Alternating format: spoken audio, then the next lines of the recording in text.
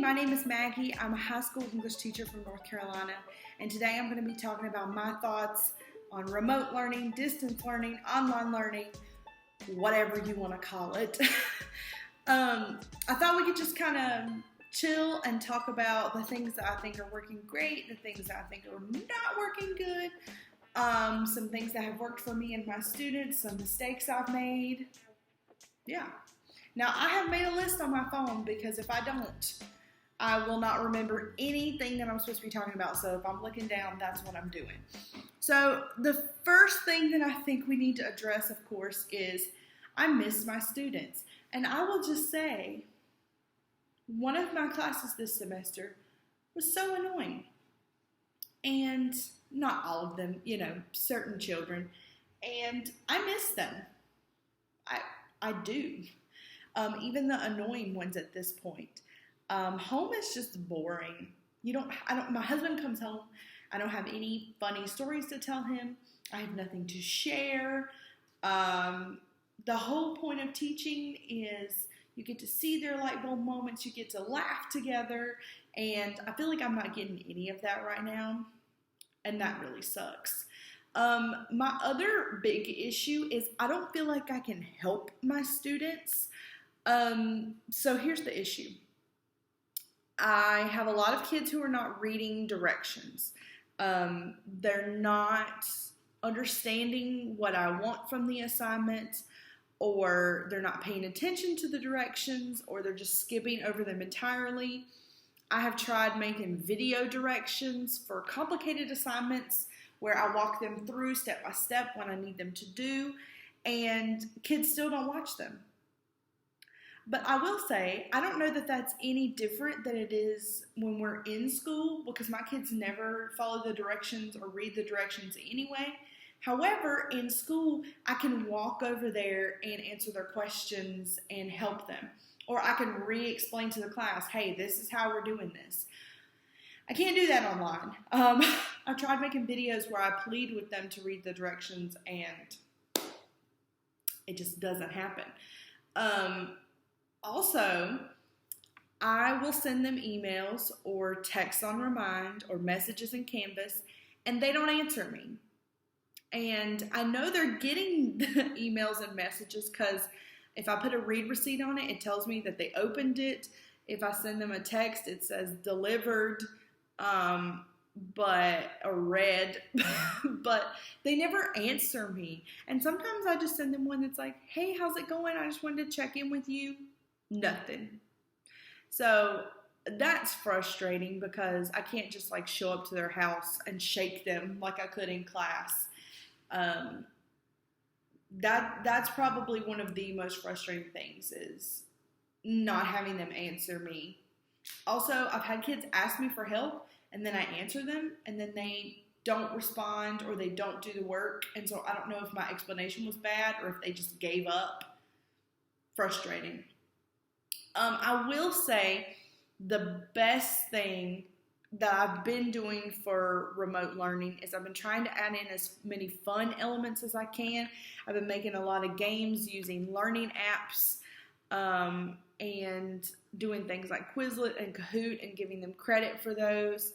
I also did where I gave away a pizza for each class for kids who had done every single assignment and weren't missing anything. They, of course, really liked that.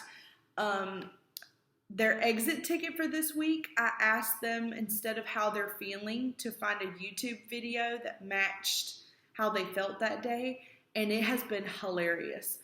Also, I was 100% certain that kids would send me inappropriate things, and none of them have, so maybe I'm just blessed. But they all have sent me songs or funny videos or just anything under the sun, and I have loved them so much. So that's something I'm going to continue doing. And I also have been telling them I'll give them extra credit if they have a pet in their video, even if it's a stuffed animal or whatever.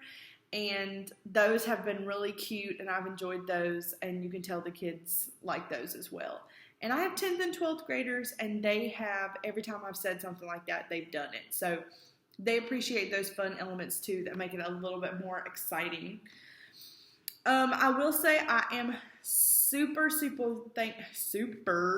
thankful for Canvas because my kids already used Canvas before we started all this online learning, which means when they all went away suddenly, we couldn't prep them for anything. But my kids already know how to use Canvas. They're already plugged in. They've done things all year. So I am thankful that I did that. Also, Canvas just makes it super easy for me to house everything in one place and then export the grades directly to PowerSchool, which takes away extra steps for me. And I love Canvas. Okay, I just love Canvas. I'm also really thankful for things like Edpuzzle and Screencastify and learning apps, which I have a whole nother video where I talk about those, and I'll link it down below for you. They have been kind of my rock apps and websites throughout this time, so thank goodness for those.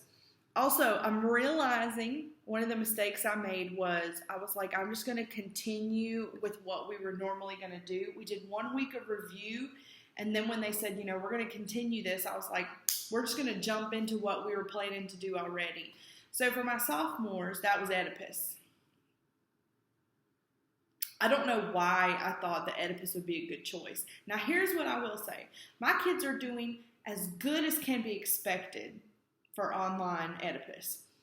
I'm reading the story to them. I'm explaining it.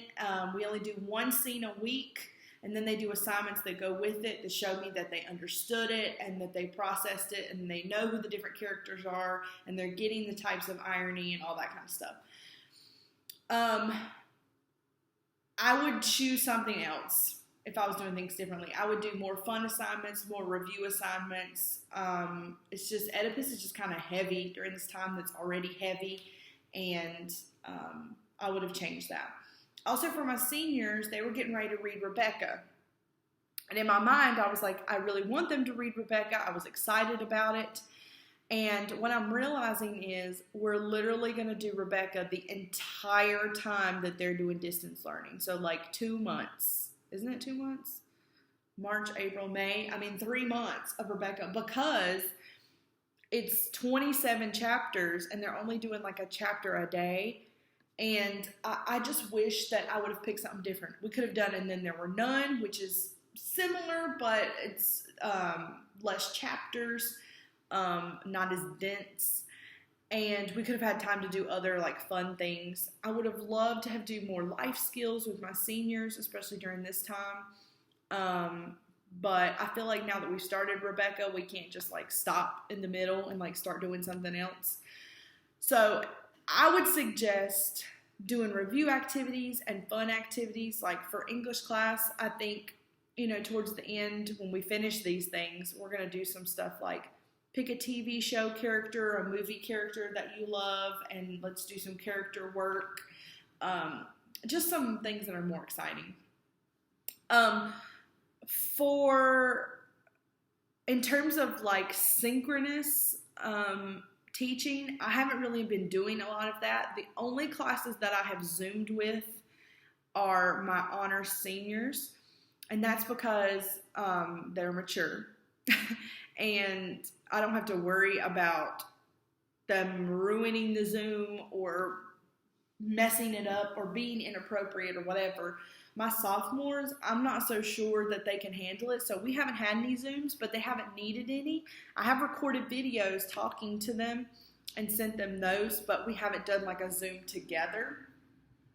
I just don't think it's necessary in terms for my class, so I'm not even like approaching it.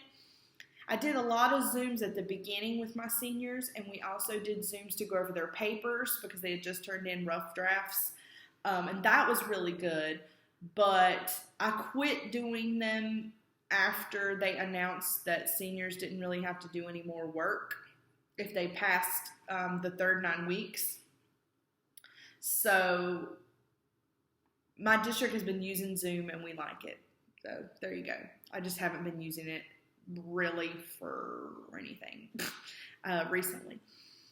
Our district did decide that seniors who pass the third 9 weeks are done. So that means right now I have 2 seniors who are continuing to do work just because they want to, because they're good children. And I have 2 seniors who are doing the work because they have to, because they need to pass the class. And it's really frustrating to build an entire unit for 4 students. But it's just something I'm having to deal with. For sophomores, they made a different decision. Well, for all underclassmen, they have said, they need to be doing the work because they're going to get a grade. I think yesterday they made a different decision where they're saying they can keep the grade or they can decide if they want to get a pass or a withdraw, which obviously wouldn't affect their GPA as much. But that's really complicated, and I don't have all the nuances of that right now, but I do know that grading is essentially one of the frustrating pieces of remote learning, because the only way that we have to tell students they're doing a good job is by giving them a grade, and that they're not doing their work is by giving them a 0, and it just feels strange. Whereas in class, I could do more stuff that they didn't get grades for, but I could say, you're doing a great job, or whatever. And that's frustrating, grading in general during this time, and that being the only way to provide feedback for work that they're doing. The last thing I'm going to say is there are some students who are thriving in this environment, and I don't know why that is, but I'm thinking, I may chat with some of them and say, hey, you may do better with virtual school than you do regular school, which, is an option. Some students obviously are not doing anything, and they are not doing well in this environment. The kids I'm worried about the most are my inclusion students, my EC students. They are struggling during this time, and it's super hard to provide the modifications that they have on their IEPs or 504s during this time. The main thing I'm doing is modified grading. So essentially, if they attempt, I give them a 100, but they're not getting they're not getting the structure that they would get from normal class. And I know that's frustrating for them. Me and my EC teachers have been trying to check in with them weekly and make sure they're doing okay and they're getting stuff done and that they understand. But they're the kids that I'm really worried about during this time. So overall, that's my thoughts on remote and distance learning. I hope that maybe you picked up some tidbits that you can use in your classroom during this time. If you have any questions for me, let me know down in the comments. And I've recorded 2 other videos during this time. One is my top 3 apps that I'm using, where I talk about Canvas and Edpuzzle and Screencastify. That video is linked down below. You may want to check that one out. It's got a lot of good tidbits on it.